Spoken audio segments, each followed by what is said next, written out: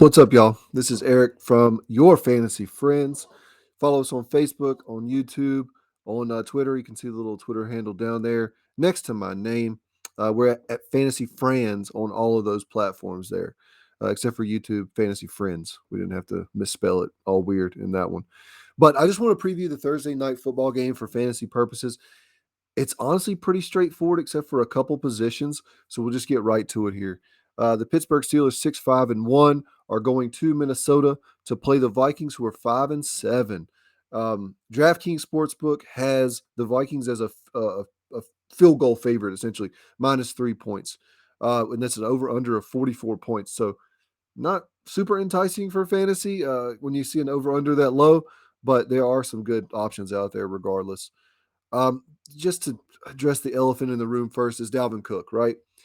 Got full practice or limited practices in. They're saying they're hopeful. He's optimistic. He's going to play. All that good stuff, right?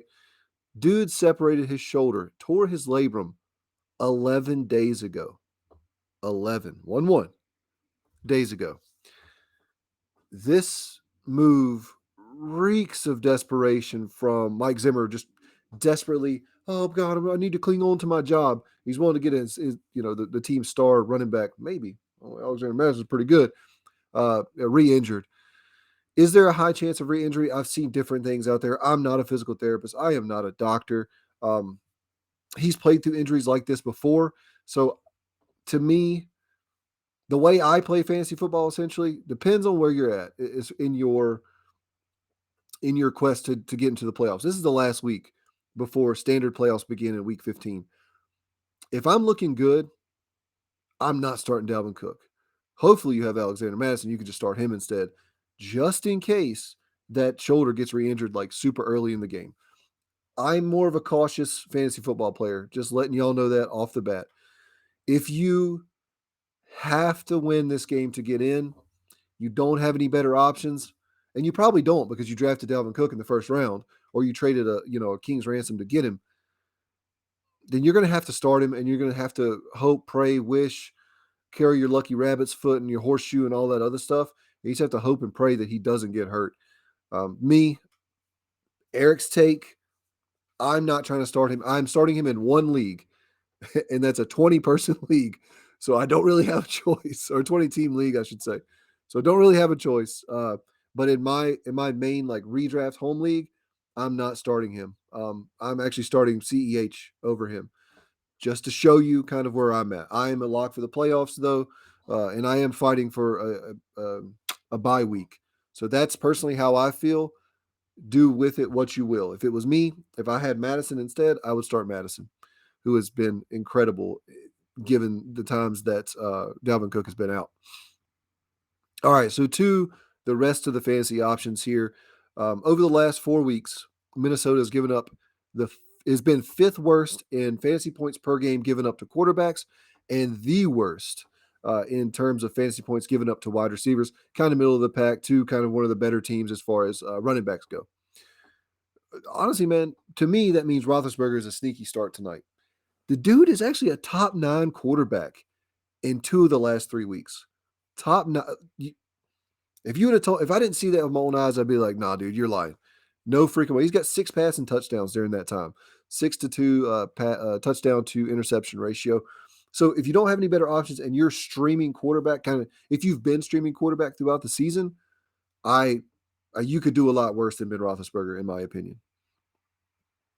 Najee Harris, auto start. You don't need analysis for that. Start Najee Harris. He's been an absolute stud. Deontay Johnson, top 12, lock, start him, done. Chase Claypool, or as we call him on this podcast, Clay's Chapel, practice in full, carries a zero injury designation into tonight's game. But with that being said, I'm more viewing him as a boom or bust wide receiver 3. Can he give you a blow-up week? He absolutely can. He really hasn't done it this year, though, honestly. One top 12 finish in the entire year for Chase Claypool, which I know he's been fighting through a couple of injuries, a toe injury and stuff like that. But that track record is not great, and Roethlisberger is just not going to unleash. He's not going to uncork the ball down the field and really play to the biggest strength of Clay's Chapel there. So Boomer Bust wide receiver 3, I think you could do. He might, yeah. I would play him in like DFS because he does give you that potential. But I haven't seen it this year, but definitely did last year. Pat Freiermuth, the tight end for the Steelers, always a threat for a touchdown, although Minnesota is inside the top 10 in least fantasy points given up over the last 4 weeks to tight ends. But I mean, if he catches a touchdown, he's going to be top 12.